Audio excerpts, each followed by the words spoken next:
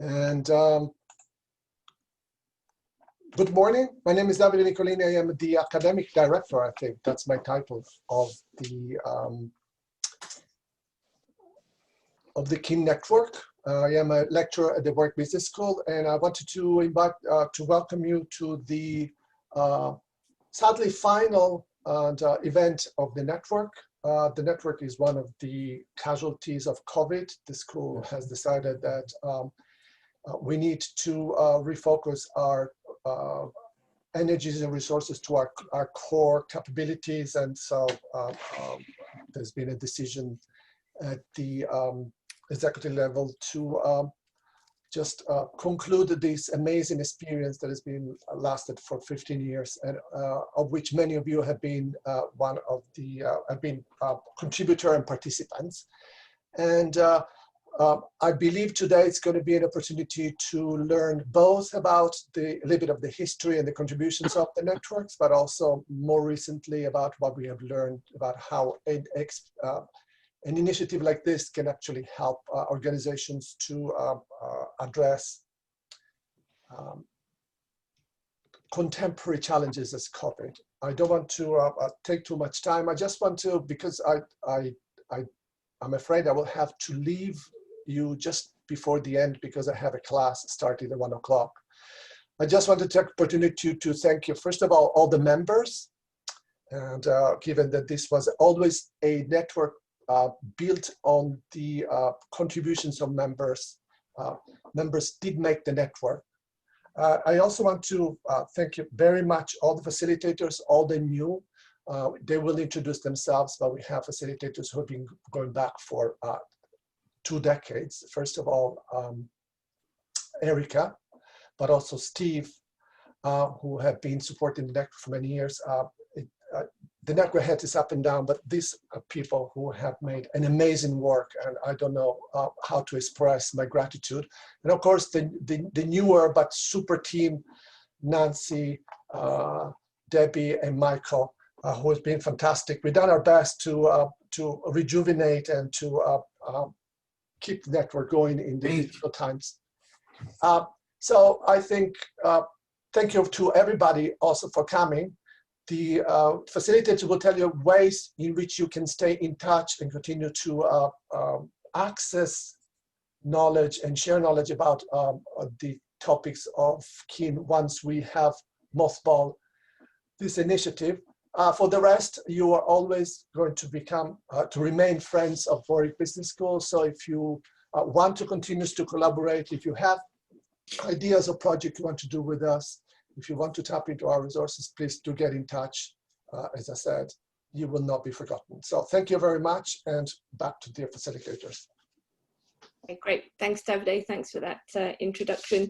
Nancy, can we move slides? As Davide said, KIN as an organisation has been going for 19 years, and sadly, COVID has beat us. And it was originally set up by Maxine Robson, Jackie Swan, and Harry Scarborough, 3 academics at Warwick Business School, and it had some seed funding, and there were a couple of member organisations, and some of those are still with us. So Severn Trent Water, so people like Leslie Parker, who were probably there right at the start, and Orange was another early contributor. So Debbie Lawley, who is now part of the facilitator team, and myself, we were working at Orange at that time, and Debbie, more than I, was involved in the initial setup. And you can see there were public sector organisations and commercial organisations right at the outset, and it's been like that ever since. So next slide, Nancy. In my mind, I think of KIN a bit like Trigger's broom, and I don't know if you're familiar with Trigger's broom, but the idea of Trigger's broom comes from a legend in Theseus's ship, and the idea was that Trigger was proudly saying in the pub one day that he'd had this broom for 20 years. When someone said, "Oh, that's brilliant, that's remarkable," and then he noted, and Nancy, if we can click on, that in that time it had 17 new heads and 14 new handles, but in his mind it was the same broom. So even all the component parts have been replaced, it was still his broom at heart. And Theseus's ship, the same thing. The ship was held after a big battle to commemorate it. And every couple of years, they would replace the broken planks. And what they said was, after all the broken planks had been replaced, was it even still the same ship? But in their mind, it was. So for me, KIN is very much like that. Next slide, Nancy. It's very much about the people that bring KIN together. So we are all triggers handles, we're all triggers heads, and this is the team. So originally, as I say, that bottom tier is set up by Harry, Jackie, Marcus Peckman, if any of you can remember, Marcus, Maxine, Douglas, and Dawn, the stalwart. Dawn held everything together for so many years. And I think, to be fair, I would say the network started to fall apart when Dawn decided to retire. I blame her for all of this. We crumbled without her. And we've had various facilitators through the years, some who are with us today on the call, the two Steves, Gary I mentioned, Phil Rideout, supported, replaced Dawn with Hiker and then Jane. And now the current team, as Davide mentioned, Davide at the helm, myself, Debbie, Nancy, Mike, and Louise, who does a brilliant job of all the admin support. And most of the core team have come from member organisations. So, you know, Nancy came from Cadbury, Mike came from IDA then LGA, Steve came from Reuters, and then LGA. So, you know, we were all members before we were participants, and before we became part of the facilitation team. And then in terms of who else has set up the network, next slide, Nancy, we've had some brilliant associates and academics over the years, and there's just a small selection of them here. I'm pleased to see that the photograph that I've chosen of Lawrence is the same one you're using on your Zoom profile, Lawrence. And big up to you. Lawrence is joining us from Australia. He's one of our long distance associates, as was Arthur Shelley. Again, Arthur's based in Australia. We've had people through the years, some great academics, some crazy academics, people like Itiel Draw, who came in with a brain in a jar and talked to us about how our brain works and how we connect. So we've had some great connections over the years. And then, of course, there's the members. So if we look sorry, Nancy, if we can go forward to the members, we've had some brilliant organisations from public sector, from commercial, and from the third sector. And again, great to see some of those people joining us here today from organisations like Tier Fund, organisations like World Bank and Plan International, and some of those commercial organisations that brought a lot of their experience and their investment in knowledge and innovation to the network. So organisations like Mondelez and EDF Energy, Severn Trent Water, so some great big organisations. And the way that the network was set up, as we've seen this model many times, it was about connecting the world of academics at one end of the scale and the business world at the other end of the scale. Next slide, Nancy. It was about creating events for them, and the network was largely set up around face-to-face events, roundtables, masterclasses, quarterly events, which were hugely popular, and not least of which was the social element of those, to meet with like-minded people, to talk with them about things which were not necessarily just business related, but to form friendships. And I certainly have formed lots of friendships through the network over the years. But as time has moved on, some of those activities, okay, we've always run webinars, but the face-to-face, that human element is not possible in today's world of COVID. So that's why we're changing we've changed the structure of the network.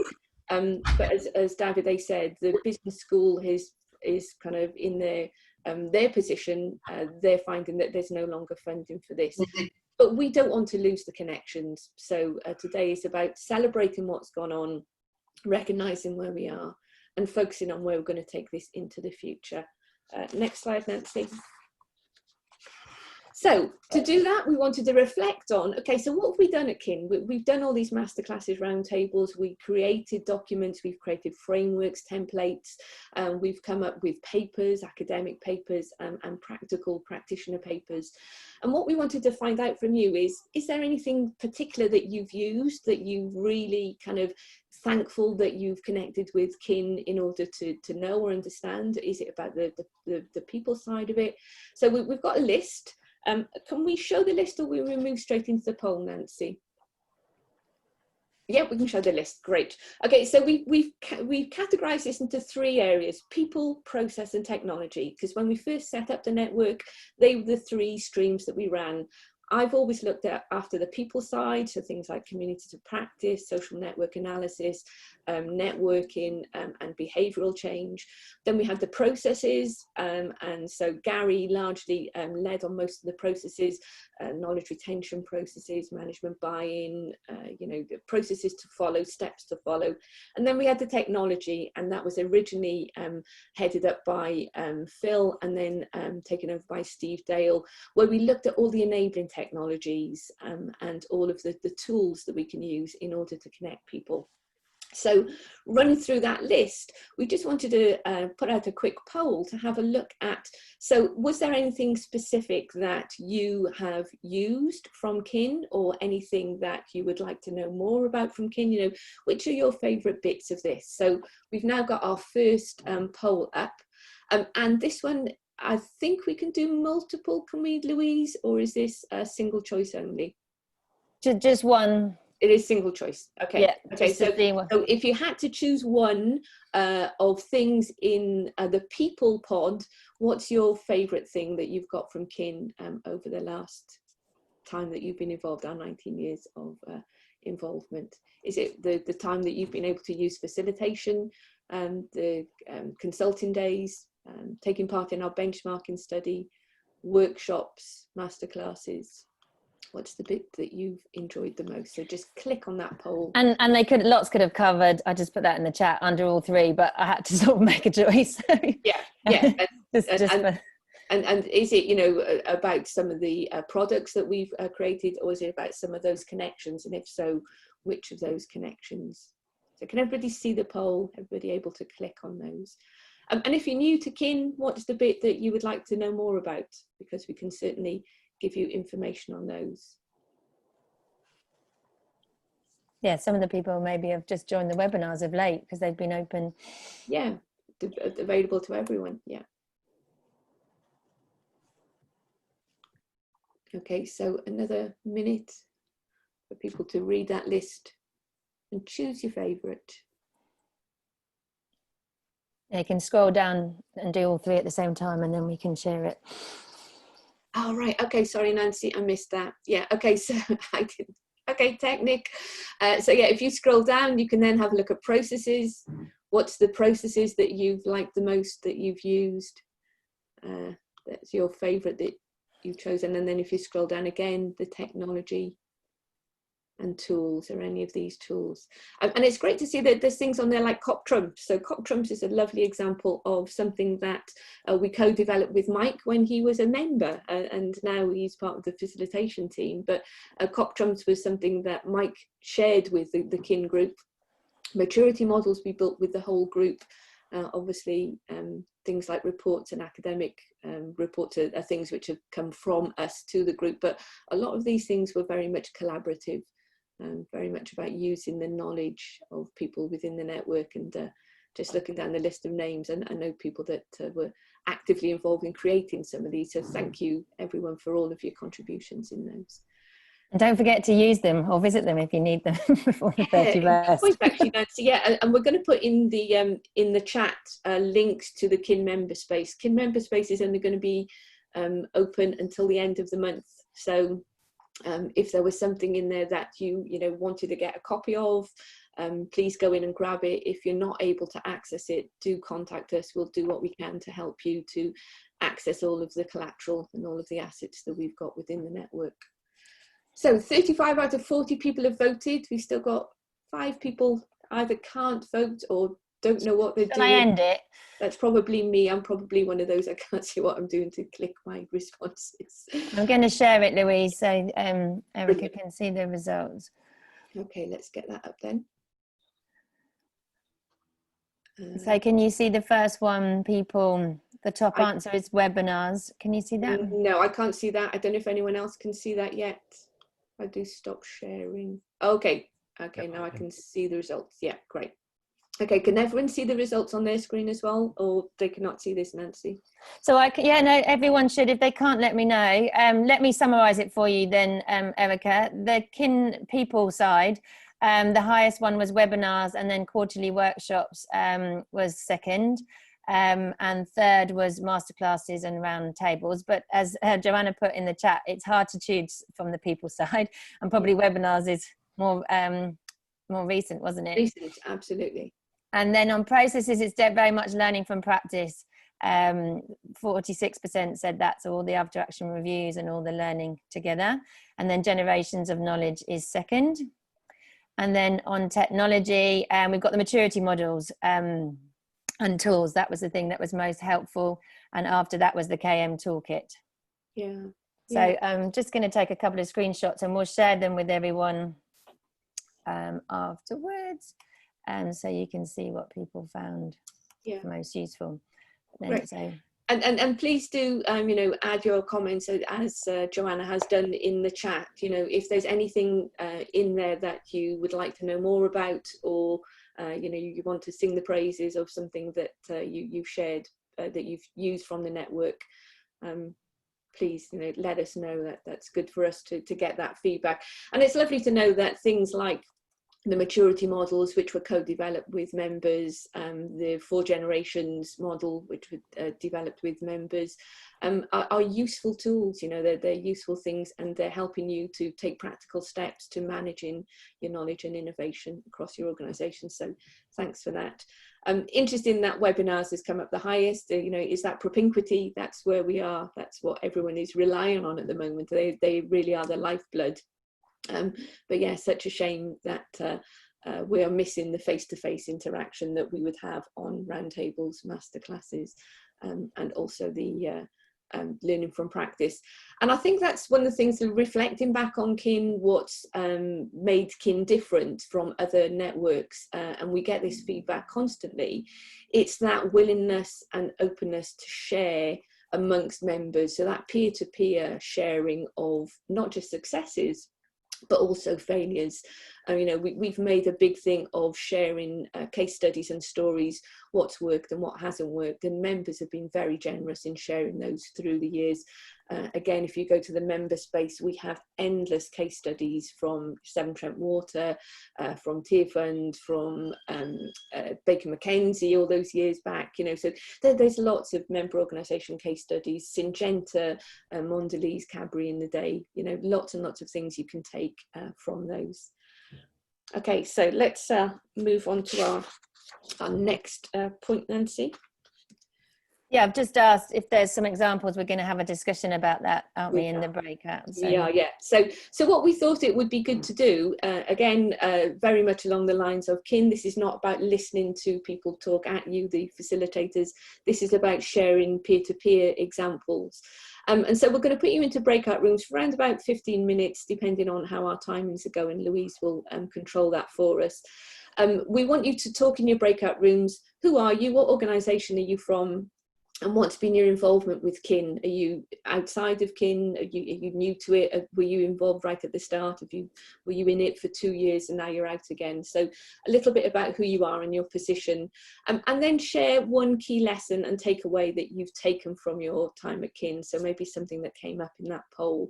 And if you're new to KIN, then talk about the change in working practices that you've experienced, because I'm sure the examples will be very familiar to the KIN members as well. And if we can capture a couple of notes and bring them back, put them into the chat, bring them back to the room when we come together again. So we've got 41 people, so I think we're going to have about 8-9 groups. Louise will do the organising into groups. So introduce yourselves, talk about your lessons learned, and talk about changing working practices. And I think current working practices are likely to be prevalent in most people's minds. Massive changes there, massive disruptive change with the technology, with the distancing, and everything going virtual. So Louise, can I hand to you to launch us into rooms, please? In the main room, it's just a chance to, I hope you found that useful. I hope you made some new connections with people that you've maybe not previously met. I was originally in a room with Hank and Mike. We all know each other quite well, so we skittled off to other rooms, and then I somehow landed, apologies Nancy, in your room. So yeah, good to connect with people. So just some thoughts and comments really on what you heard from people, what your main learnings were, what the things that people have taken away from KIN. And if you can unmute yourself so we can hear you. I don't know if anyone was taking specific notes in your groups, or whether we've just got a general conversation going on. I can start this off if you'd like. Yeah. Okay. So, gosh, wasn't there a lot to talk about? Those 15 minutes shot by, I have to say. We had Tara and Jonathan and David Rowlands, and Tara and Jonathan in particular have been with KIN for a long time. David was newbie actually for the last few months. So it's really interesting to get the contrast between what David got and what Jonathan and Tara were taking from it. But if I had to summarise the key points that kept on coming again in our conversation, it was just the degree of trust between the members and the facilitators, the extent to which that opened up a real generosity of spirit, and the fact that that led to such levels of creativity and innovation that you didn't know what you were going to get from any particular session, but just being able to collaborate in that way was so productive and so helpful that we kept on coming back to that really. Words like serendipity kept coming up, back up, rejuvenation, creativity, those sorts of terms just kept on coming up. The caring sense of community, caring, sharing, and so on, just kept on coming up again and again in our conversation. Great. Yeah, thanks, Debbie. And I think that was a theme in the room I was in. So does anybody else want to share what went on in their rooms? Oh, don't be shy. This is a KIN session. I'm happy to. Go on, Jess. Jump in. So we were talking about we were in different journeys of our KM journeys, and one of the things that I found really helpful was exactly what you were talking about, Debbie. The combination of the academics and the experts, and then the practitioners. And I always felt that I got much more out than I put in as a member, because it's interesting to see what people are in their journeys, but also it's almost like we were constantly developing new stuff. So it's not just what KIN facilitators and academics gave to us members. It was also being part of that and developing that and kind of bringing back what was useful at the point in the organization. And of course, as you were saying, Erica, at the top of the meeting, it was, making some good friends and knowing that you were not on your own. It's also valuable. Yeah, great. Yeah, thanks, Jess. Okay, anyone else want to share what went on in their room? Yeah, from our room, I think for a lot, actually, for at least 3 people, they were all fairly new to KIN, and sort of they thought, and there was a sort of sense of sadness that, oh, I've just found this, oh damn, it's closing down. And but most the people who've been new said, they loved the NASA talk. That was a real standout. And I think one of the other things was they sort of said all this material, a bit like the end of Blade Runner, is going to be like tears in the rain. Mm-hmm. And one of the things was, is this, you may not be able to make everything available, but is there a sort of place where people can download a selection of material that they may, that other members who've been here some time have sort of said, what, that would be useful for the future. And sort of almost like, not everything, but a selection available on the website for people to download by the 31st of October. otherwise it's all lost. Yeah. Well, I think, I suppose that's for me a bit like the, takes me back to our triggers broom. Actually, the hope is that even if you can't necessarily access all of the knowledge assets now, but you will be able to connect with people who've probably got a copy or are currently using. So it's much more about keeping the knowledge flowing as tacit knowledge from people connections, rather than solely relying on going back to the hard copy explicit knowledge. But there is a fair amount of it out there in circulation at the moment, Andrew. Yeah, but fair point, we will share as much as we can, but please do catch on to those tacit to tacit connections in order to draw into that knowledge bank. Yeah, good point. Anyone else? Nancy, your conversations with Lawrence and Joanna, or Joanna, do you want to join? Yeah, I don't know if Joanna wants to do it better, but for me it was the benchmarking and the maturity models, but for Joe it was particularly a presentation from Monica from the World Bank. Do you want to say a bit more? Yeah, so I guess I work for Tear Fund, which is a non-profit international NGO, so we work mostly in the Global South, which is completely different to most of the members of KIN who work very much in the Global North. And I remember when we were offered the non-profit place for the first year, and then we obviously, Erica persuaded us to extend it, and we overlapped our membership with the World Bank, and it was a quarterly workshop, and Monica from Germany just presented this brilliant initiative that the World Bank had created for their kind of global annual forum, where they collected they kind of brought all their main international staff together, and it was a really creative way of gaining knowledge, sharing knowledge. And I persuaded her to come into Tear Fund and to share that, and the director loved it, and we took on board that year for our own annual gathering of international staff and have replicated it year on year. That was a very specific one-off example where it was a case study that just sparked an idea that did. And I think for me the other big thing that's been ongoing has been Severn Trent Water's support for our COPs. So when we just have new people coming in to facilitate and run the COPs, we would just say, please, can you help? And Leslie and Emily and others have just been brilliant at providing that support. And so the kind of generosity of spirit, and because everyone was just one organisation per sector, there was never a sense of competition. It was always collaboration, openness, transparency, sharing of ideas, just deep trust. And you just don't get that in other networks. Yeah, good point. Yeah. Yeah, and anyone got anything else to add? I mean, there's some great examples there of, you know, peer-to-peer connections and sharing knowledge, as we mentioned, and sharing processes and ideas with each other. So there's a lot of that. Good to see. Erica, one for me really, it's mainly because the face-to-face sort of quarterly workshops was having someone from a different sector or someone completely random, because we used to get these, as you mentioned, person with a brain in the jar. Didn't get to meet that one, but I missed out on that one. But it's having someone that would challenge us in a different way. Yeah, I'd come back with 100 ideas of things I could go back and start putting into practice. Yeah. Or I'd ask the questions like, why do we do it that way? And that was one of the great things that it gave me, that sort of like, I'd go away and I felt energized. And how often do you go to a conference or an event and you come back and it's like you feel a bit sort of down? Yeah. Every KIN event I come away and go, that was one of the key things. I've learned so much, I can now put it in practice, and it gave me that boost to go, right, I'm gonna make a change. I'm gonna do something in my organisation.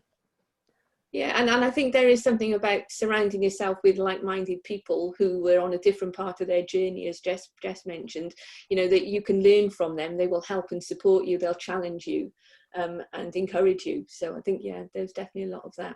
And so the other bit we were talking in our group is that, fortunately, it feels like it's the wrong time. Yeah. This is happening, that KM should be something that's really important in organisations now. Yeah. To really sort of, I know people are losing their roles and jobs, but this is probably the time where you need to sort of make sure that the flow of knowledge is going around the organisation. You're not losing it because it's so important, but it's going to be possibly one of those ones that gets left behind again for a little while, and possibly the wrong time. Yeah, good point. And I think something that Lawrence brought up in our group was the fact that, you know, they've been doing stuff online with communities for many years. And now it's kind of shifting what people are doing. He talked about the fact that the stuff that you did online would be to tide you over until you met again face to face, whether that's an annual thing or a quarterly thing. Well, now we don't have that meeting face to face bit. It is more all of the online, and so the nature of online communities is changing. I think, as you said, Mike, it's even more important than ever to use those online communities to share and exchange thoughts and knowledge and ideas, and to challenge each other as much as you can online. So yeah, there's some great learnings there. Anyone else want to put in any thoughts or comments from that discussion?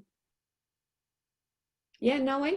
Yeah, go ahead. Sorry. Yeah, I mean, I always found that it was just, I mean, I agree with Michael, you always felt energized, but actually it was really nice to feel like other people had the same problems as you. Like when you were trying to do things or implement things, and it's like to hear other people, you felt like you weren't really alone. Yeah. And that was like a really nice sense of it. And I really appreciated that. I mean, in our group, we talked about also communities of practice and some, you know, our different experiences of that. You know, from, you know, just networking and trying to get multidisciplinary teams together, all the way through to, yeah, Steve had like full-on experience of like mega communities, but for me, having facilitation and you know, Erica, when we did the workshops, you were always great at that, but how important that role is to make anything work. Yeah, great. Yeah, that's appreciated. And I think you're right. There was a lot of that support and collaboration ongoing. And yeah, I think that was a very big part of it. Yeah, great. Okay, anyone else? Any other comments, thoughts? No? I think then we're probably going to move to a break now, aren't we, Nancy? Have we got... Yeah. Is there anything else that we want to share? There's a couple of comments on the... from the chat, yes, absolutely. Anything on there that you want to highlight?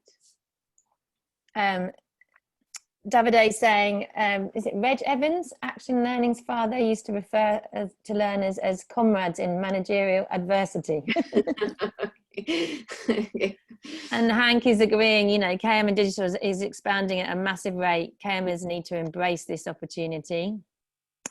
And Jonathan supported Michael. COVID has given a boost to the KM program, and for reasons you suggested, that risk of lost security, though challenging from the point of view of those impacted. Yeah, I mean, I can speak to that. All the communities I support have, you know, have grown because I think people are more isolated and they need to learn and grow together. What I'm finding though is that engagement piece, which is what we started the conversation is and that's what's going to lead nicely on to what we're going to do now is to co-create new knowledge together. We need to collaborate in a virtual space, and that's where we need to embrace these technologies so that we can create knowledge easily and safely as possible. I think, is there anything else? John Kingston, he's saying goodbye. Thank you for joining us today. It's great to see so many people. We're going to have a short break, aren't we? Yeah, we are. 5-minute break, and then we're going to come back and have a look at COVID disruptive change and do an interactive exercise. So what are we on? 11:52. Do you want to start? Back at 12. Is that okay? That'll work with our timings, won't it? Yeah. So okay, so yeah, 5-minute refreshment break. We've lost our cup of tea logo. Where's our cup of tea logo gone? Click forward one. There he is. And we'll take a break, and we'll come back at 12. That gives us 7 minutes. There you go. Back in. So I'm well, a couple of things. So Debbie has had to leave us because she's taking her husband to hospital for a pre-op appointment. And I'm pleased to say that Douglas Archibald has joined us. So hello, Douglas. Hi. Hi. Tracking timings, tracking how long you're logged in for. You know, this can be a very uncomfortable transition period for people, so we've certainly heard cases in both directions there, and I think it's had an impact overall on organizational culture, just the way that we do things. You know, there's no longer this kind of common workplace where we're all geographically dislocated now, and so you don't get that kind of social interaction, you don't get the same levels of trust. And I've been coaching quite a lot of young people through the kind of summer holidays who would normally be now going into organisations starting their first job. And instead it's all been done virtually. They've had virtual interviews, they've had to do things online, Zoom interviews, and they're having an induction into a workplace where they're currently working from home. So they've not even met their co-workers. So I think for me, you know, the whole kind of structure of the way we do business has changed, and I'm sure, you know, people that have got their own experiences of that, but people have talked about, will we get back to the new normal? You know, because the old normal is definitely never going to be the same. You know, we're not going to do things the same. And so from a KIN perspective, all of these changes have meant that there have to be changes in people's focus. So next slide, Nancy. It's meant that individuals have suddenly had to become much more tech savvy. And as you all know, I'm the world's biggest technophobe. You know, it's been a steep learning curve for me and for many people in organisations. So, and as Nancy indicated earlier on, it's not just in the organisations, it's not just the way that we deal with our colleagues and our clients. This is how we deal with our personal lives now. You know, we're connecting with our friends and our family online, where, you know, we're collaborating in spaces in different ways, we're hosting meetings and discussions in different ways. There's a lot of uncertainty, and certainly given the fact that, you know, government funding strategies are about to have a big change, I think there's going to be even more uncertainty for organisations. So if we think about that in the knowledge framework, what knowledge that sits currently in your organisation is about to walk out the door.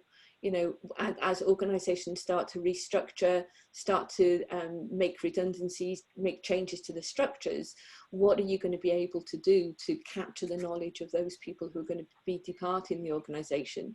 And indeed, what can you do if we talk about that front end again of bringing in new starters? How are you going to manage their progress into the organisation and bring them up to speed in terms of their rapid development to be effectively working in the organisation? So, you know, there's lots of different capabilities. We're going to need to be more curious. We're definitely going to need to be more flexible. Problem solving skills and how we do those problem solving skills are going to be different. And we've talked already, you know, we're doing lots of Zooms, we're having meetings, we're having presentations, we're listening to things, but actually creativity and problem solving has to be done collaboratively. And that's where we wanted to use a tool like Mural, which we'll move on to in a few minutes, to show one of the ways that we can start to get some of that collective brainstorming, collective innovation and creativity together using one of the online tools which is available. There's more variety, more diversity. We're relying a lot more on collaborative teamwork, and there's lots more speaking and listening going on, or not. And I think that's one of the things when we are engaging in Zoom calls, when we're engaging in online audio calls or video conferences, it's not the same as being in the room with somebody. You know, you can tell when people are drifting off, or, you know, you can see their eyes diverting to a different part of their screen, you know, or maybe they're looking down and writing a note. But that listening, that engaging and staying connected with people is so much more difficult in an online space. So I just wanted to get kind of people's thoughts on that. You know, I've gone through my view on how it's changing the way that the world of work is going to be, is changing how we connect with each other. Just people's thoughts in the chat, or if you want to join in with, I think there's a few of us enough that we can join in collaboratively. So thoughts on that, on how it's affecting you and people in your organisation with these changes in working practices.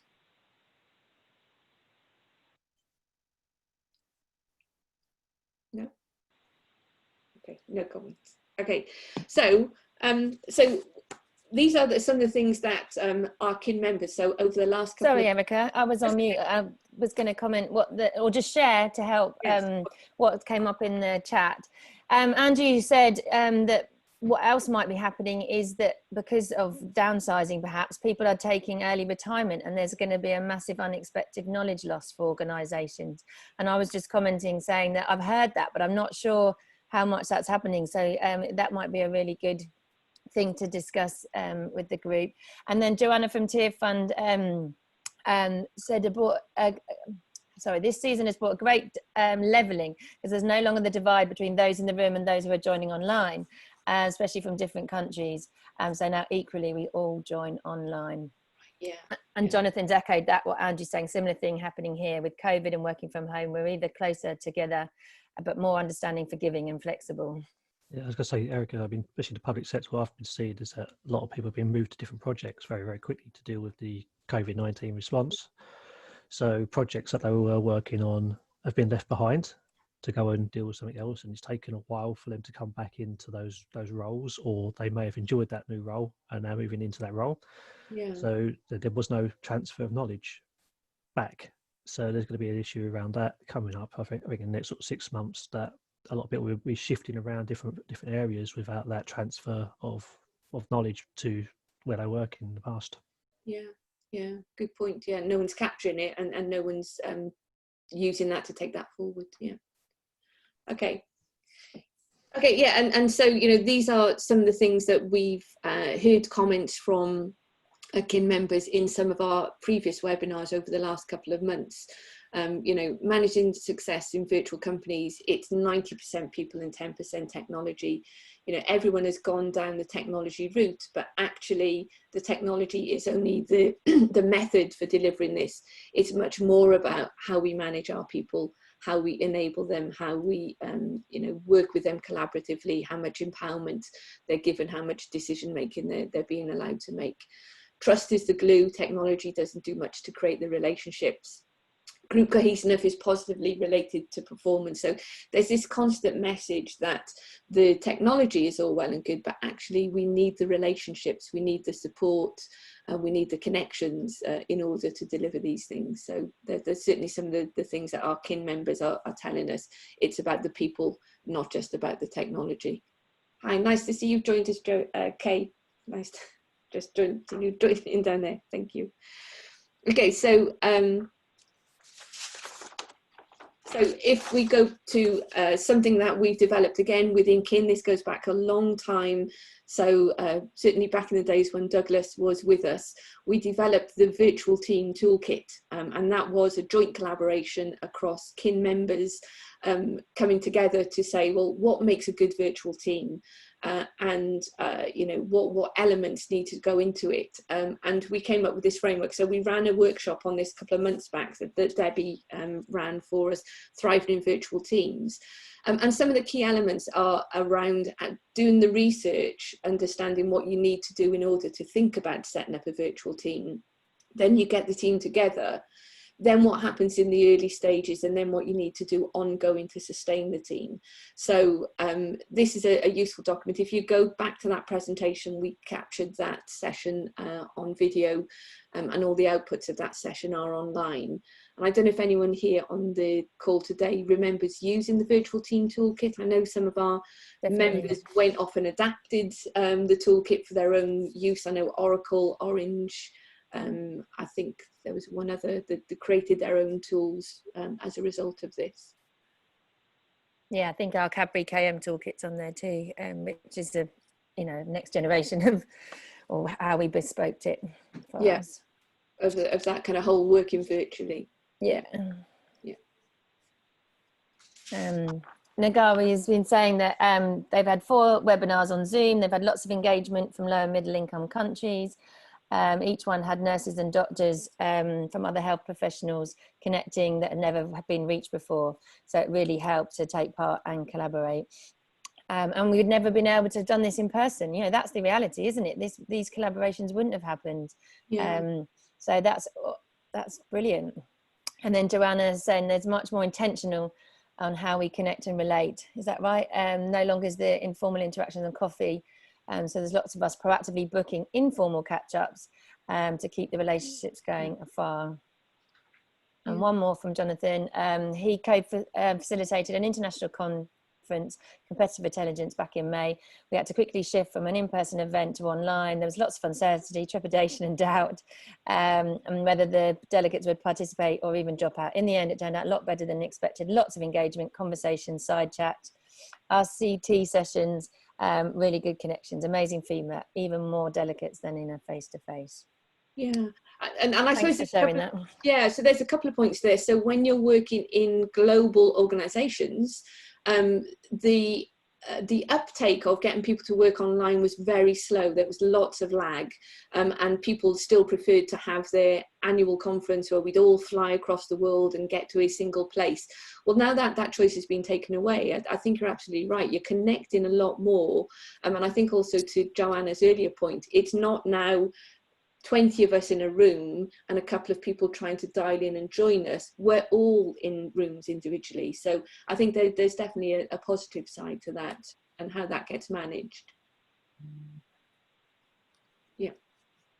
And Tara's asking about the toolkit, about when the member site shut down, can we circulate this after the event? We could. You can do a link now. We could probably put a link. Yeah, I think, but we probably need to clarify that, Davide. And then his concern is consuming the trust and commitment and capital accumulated before COVID. Trust and commitment are even more difficult now in virtual events. Yeah, and I think that's, you know, my initial comment, you know, especially about new people joining the organisation, getting trust and commitment built up when people are not having that face-to-face interaction, doing it all virtually. And that's not to say, actually, one of the things that we discovered when we were doing the virtual team toolkit, and you'll know this from working with communities as well, some sectors, some professions are very happy to only ever meet online and not to have those face-to-face. So some of our techie, geeky people, they love all this online stuff. You know, it's right up their street. They don't care if they never have to meet the other person. They'll work in collaborative spaces, and meeting people in a video conference is enough. But people who are more kind of people-centric, sometimes some are creatives, need more of that physical space to be able to do that same kind of interaction and to build up those levels of trust. Yeah. Okay, so so one of the things that we talked about at KIN is that, you know, and technology is not the answer. You know, it's about the relationships. There are so many tools to choose from, and we've had many events on this going back through the years with KIN. So Microsoft Teams is a great collaboration tool. Many of our KIN organisations have gone down the Office 365 route, where they've suddenly got a plethora of tools available to them in Office 365. And one of the biggest issues to begin with was which tools to be used for which purpose. You know, when do I use chat? When do I use a shared document? When do I use this space? When do I use this login? And so we wanted to explore that one of the things around tools is it depends what you're trying to do.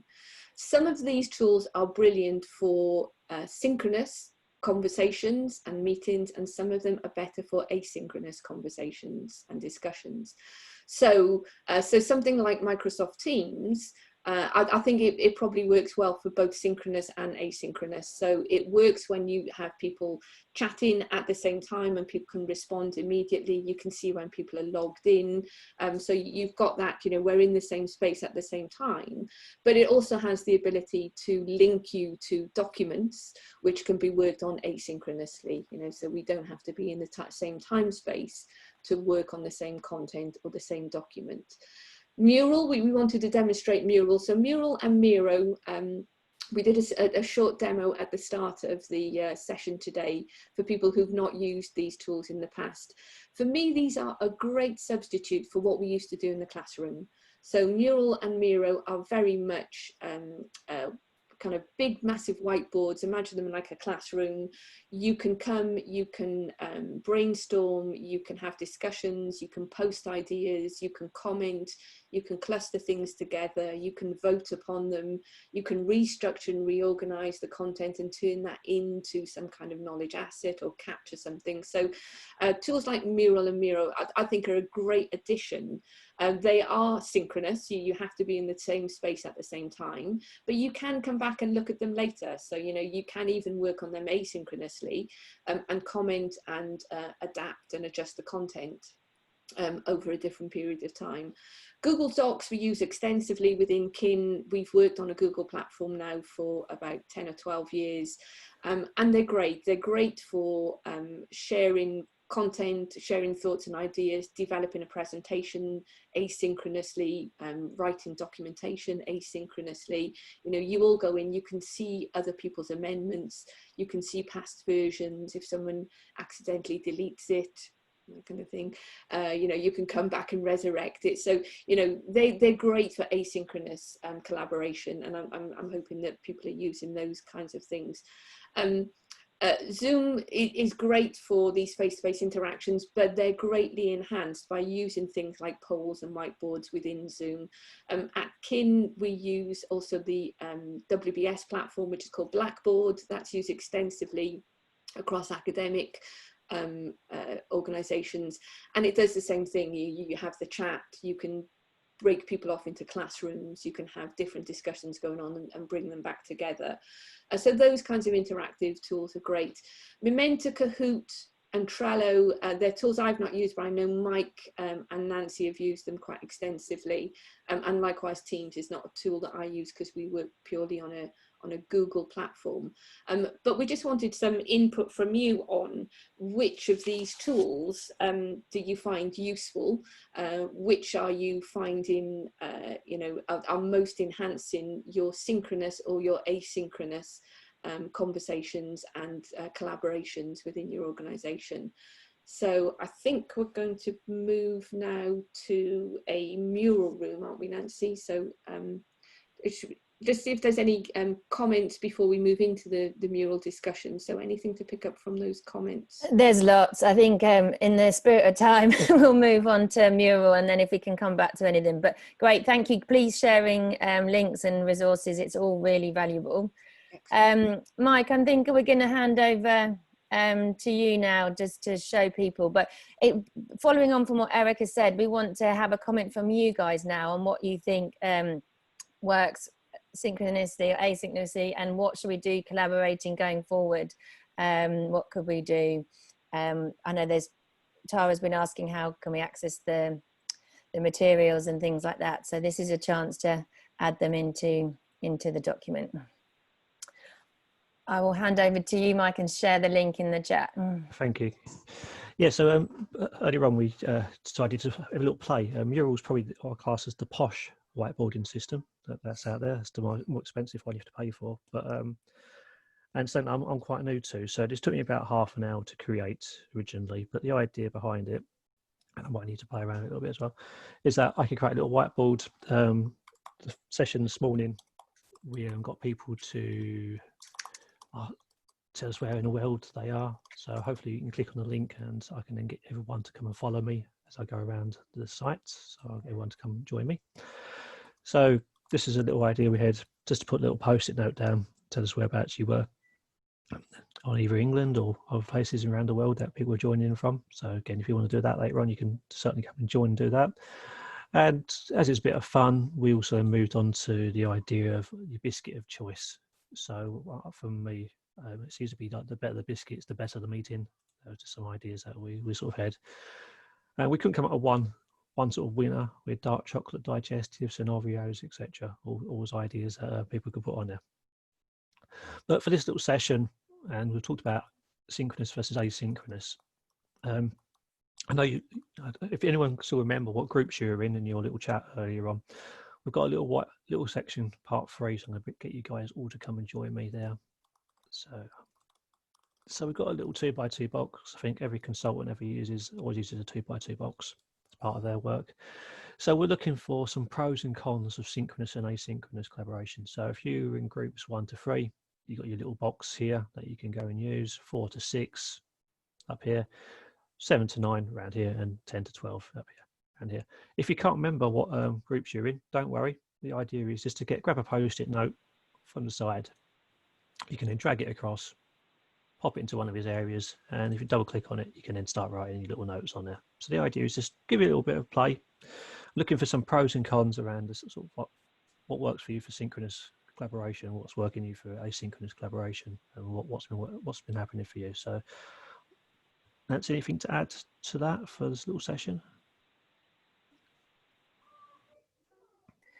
No, I think the main thing of what I've learned with using it is you can zoom in and out. So if it looks a bit complicated, or you don't know where to position something, just zoom in or zoom out to get to the right place. So I'm not sure I put myself on the map clearly in Warwick because I had it on a low resolution, but I probably could have been more specific if I'd zoomed in. So if on any of the other exercise, that would be my top tip when using Mural. Okay, so just to clarify, so everyone who is on the Zoom call, if you go into the discussion, into the chat, Nancy has put a link in there to the mural. So if you double click on that, you should enter. So at the moment you can see mural as Nancy can see it on her screen.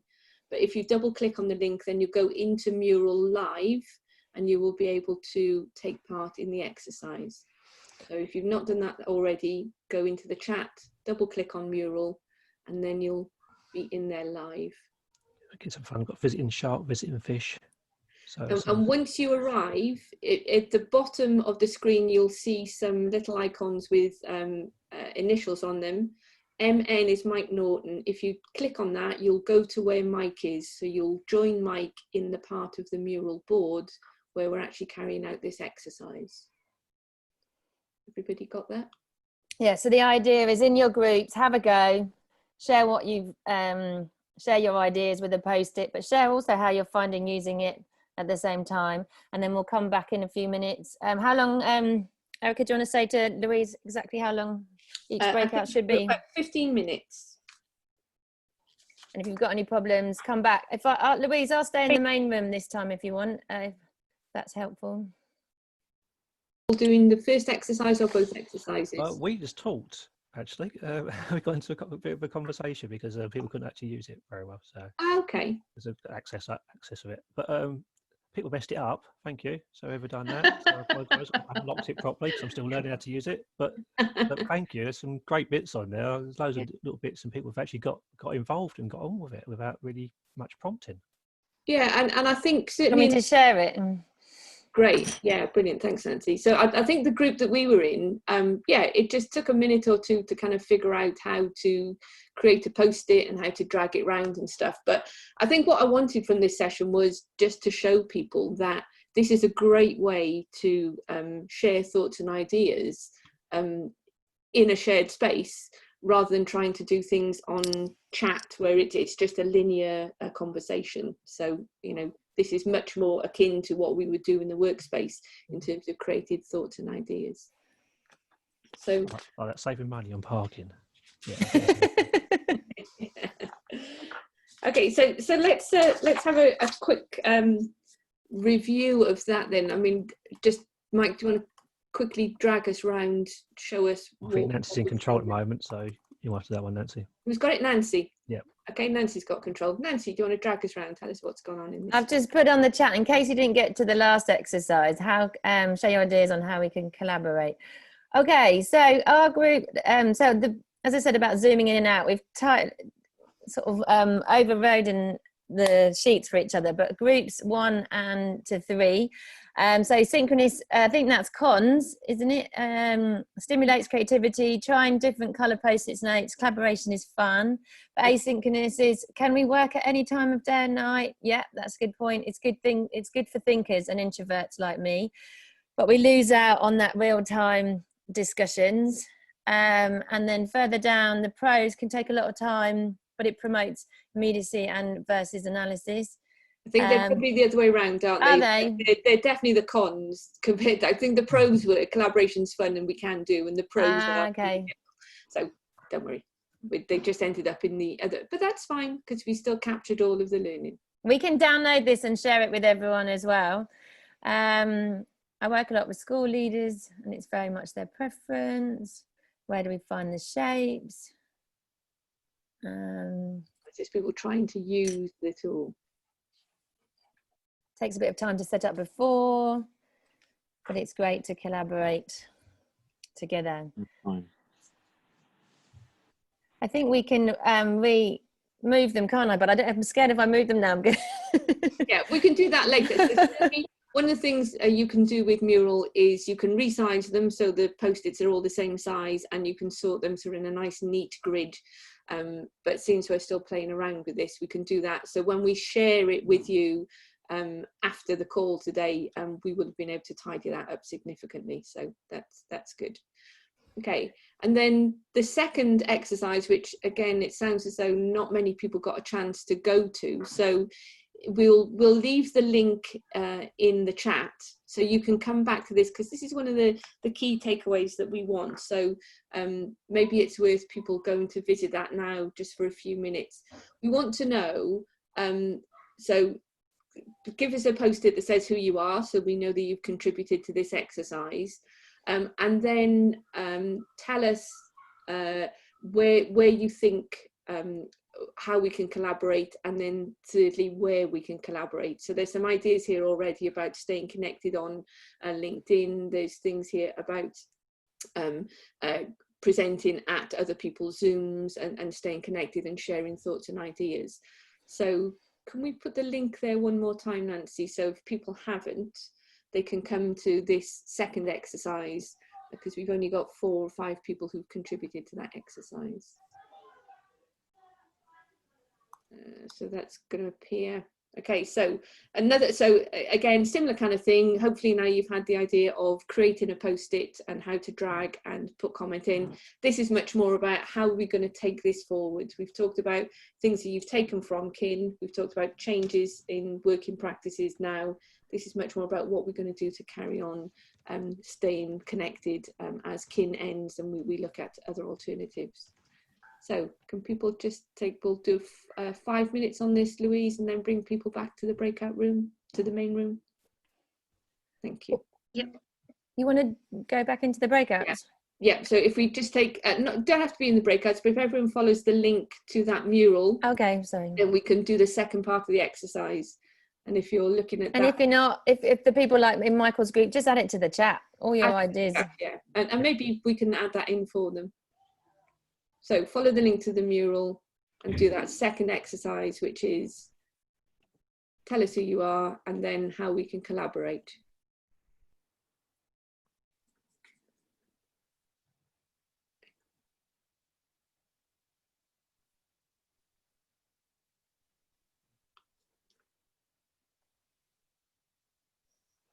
It's great, Michael, how you had the links on the side, so then you can go back and find the different pieces.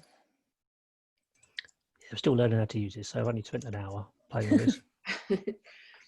Yeah, it's great. And I just wanted people to have a go at using a tool like this, because it's something that you can't do this kind of sharing when you're just looking at somebody presenting to you, and you can't do it in a chat line. This is much more about grabbing ideas and reading other people's thoughts, and that may prompt something for you as well. So read what other people have written, see if you can take a trigger from there. As I say, we used it on naming projects, and it was fantastic, the ideas and the creativity, and then you know, how much more people were behind the project just having an influence on the name in a matter of minutes. I know I said that first thing, but it's loads. Yeah, and this is what we want. And I'm glad to see people are getting the hang of it now. You can see how many ideas are coming up and how this is moving quite quickly. I love that. I love that in a matter of moments, there's suddenly a board full of Post-its. You don't get that feeling. Yeah. And people are commenting on each other's posts as well.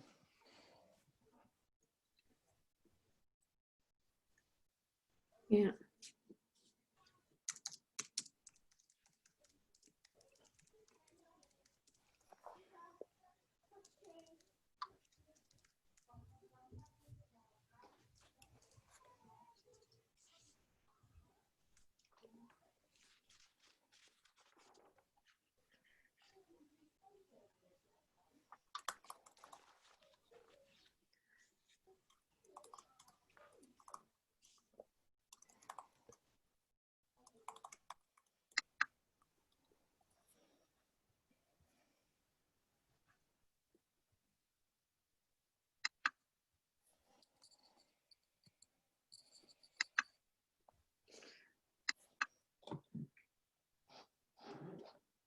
Okay, so I'm mindful of time. We've got 10 minutes to the end of the call. So people could do 1 or 2 last post-its, and then we'll come back to the main Zoom discussion. As I say, this will be live anyway, so you will be able to come back to this and contribute even after we log out of the session.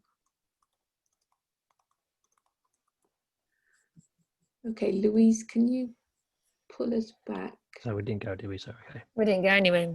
No. Why can I not see it then? Oh, I've lost it. Why can I not see it? Oh, we'll stop sharing in a second if you want to do it, Nancy. Do you want me to stop? Yeah, and then we can come back and then we'll see one else again. Then. So you're now in charge again, Erica. Yeah, I can't. At the moment, I can just see the mural board. So if we can. If you minimize the mural board, you should be able to see everybody. Yeah, you've probably got to open a different tab, don't you, Erica?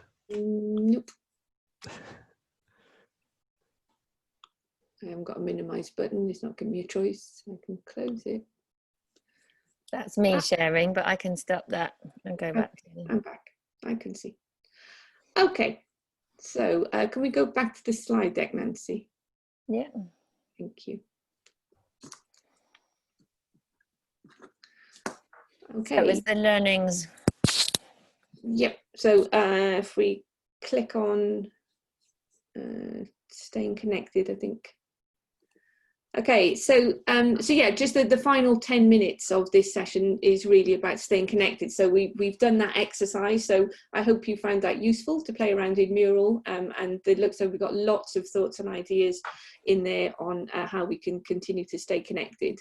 But the other part of that is there are some networks, there are some places that we would like to point you towards, but we would like for you to add your contact details in the chat, because this really gives us the permission to connect you with each other. So from a GDPR point of view, if you put your contact details in the chat, then we know that you're happy to stay connected, and we can send you the links to this session, but also keep you informed of other activities that we're involved with in the future. So if you just want to take a minute or two to add your email address or your LinkedIn profile, or however you'd like to remain connected into the chat, that would be really helpful. And then Nancy, to the next slide while people are doing that. So I'll just talk to you about staying connected until the end of the month. So for those who are KIN members, the KIN site is still live and active till the end of the month. So we've put a link there in the slide for you to go to that. Likewise, the KIN event pages. So if you follow the link to the KIN event pages, you'll find all of our webinars from the last 7 months, plus previous events for the last 2 years. And links to documents, presentations, handouts, etc. for those events. We've got our LinkedIn page. We've got various chats ongoing in the LinkedIn page, and we'll encourage you to join if you're not already a member of that KIN LinkedIn group. Please go to that, and we'll get you linked in there as well. And then finally at Warwick, so we've got the Research KIN page that kind of gives an overview of the activities with KIN and ICON. So there's some links there for you to stay connected to the research side of things. And then on to the next page, Nancy. It's a shameful plug. Yeah, and then we've got a sinful plug. So Mike and Nancy, a number of years back, set up the Knowledge and Community Network, so KCN, not KIN, and they have been providing free events. So initially lots of online stuff and lots of face-to-face collaborations, normally in pubs, normally around the central London area, but COVID has put stop to all of that. So lots of online activities go, and we've had some great presentations there from people who are KIN members, former KIN members.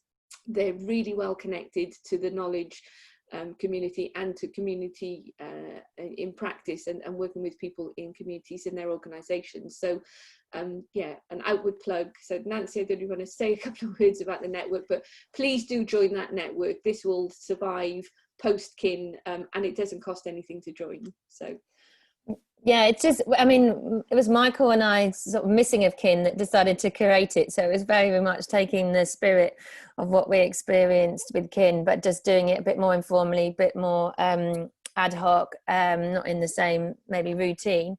But building on maybe events that were already happening. That's when we met in the pub after conferences and things like that. So I invite you all to join the group. I can send you the link on the chat, but I need you to sort of sign up there, and then we'll tell you where you can find previous resources and next events. So thank you, Erica, for letting me. No problem. That's definitely our lifeblood after kin. And the next slide, again, just an overview of some of the other places you'll find us. So we've got the KIN alumni. Lots of us are still active with the Henley Forum. They are still going. They've managed to survive COVID. So, you know, please do connect to them as well. CMS and Nancy presents regularly at their events as well. Knowledge Hub, which is where you'll find Mike and all the work that they're doing there with primarily public sector organisations. So if you're not a member, please connect to that. Bristol Innovators Group, this is something I'm heavily involved with. It's in the Southwest, but as with everything, it's largely online at the moment. And that is specifically looking at innovations rather than knowledge connections. Kodo Pro, this is Debbie Lawley. She's got a site there, an app, which is working with sales teams to help to change behaviours with sales. CILIP, lots of you are members of CILIP. If you're not, please do connect to them. They're a great resource, the librarian services. And there's a couple of people there we've mentioned, Janine Waitman, Emma Jennings. Janine joined us quite recently and is setting up a very similar network to Mike and Nancy's network, but in the northeast. So if you're living up in north, there may be a good network for you to connect to as well. And Emma Jennings was very kindly working with us to offer us venues. Now, her business is in turmoil at the moment, but if you do need venues when you start going back to face-to-face meetings, Emma has some lovely venues around the country: Birmingham, Edinburgh, Glasgow. I think she's got a new one coming up in Newcastle. So if you can connect to them. And obviously Gertine, David has done lots of stuff with us through the years. And so if you're not connected to his network, please do connect to them. There's always lots of useful stuff. And they are running their Gertine Knowledge Cafes online as well. And then last slide, Nancy. This is just really how to stay in connection with us, with the KIN facilitators as we leave KIN. So there's our personal email addresses there if you want to make a note of those. So we'll send you these slides as well, but also how to connect with us on LinkedIn. And just to say that I have pretty much connected to everyone I can over the last 19 years of my involvement with KIN. So if you saw them at a KIN event, if they presented or they came as an academic, chances are you'll find them on my LinkedIn. If you can't, they're probably only one step away from me to the whoever it was that you're trying to connect to. So I'm pretty much well connected, as are Davide and Louise from the academic point of view from Warwick. So please do connect with us, and please do put your contact details in the chat. We're pretty much spot on time for the end of the session. I wanted to thank everyone for taking part in the session today. It's been lovely to see some old faces and some new regular faces who've joined us since the change to COVID lockdowns. Yeah, thanks very much. Good luck in your journeys. Please do stay connected. Nancy? We want to thank you, Erica. Thank you, Erica. For all your energy and all your support, all the energizers you've given us, and just keeping us on track and making all of these sessions as interactive and as valuable as possible. So thank you for taking that to the wire today. But we really do all appreciate it, and I hope you'll feel inspired reading back over the chat, particularly today. So yeah, thank you. And I'm now going to go off and lie on a Spanish beach somewhere. So that's fine. You'll still be knowledge sharing. You'll still be connecting little groups out there. I know you will. I'm sure I will. Yeah, thanks very much, everyone. It's been great to see you all again. Thanks, and everyone. we'll share everything, won't we, Louise? The chat, the slides and everything. So keep in touch. Thanks. Thank you. Bye. Thanks. Everyone. Thanks, everyone. Thanks, Erica. Bye-bye. Thanks. All Take the care. best. Thank you. Bye. Bye. Thank you. Bye. Thank you. Bye, everyone. Bye, Tara. Bye. Say Des. Bye.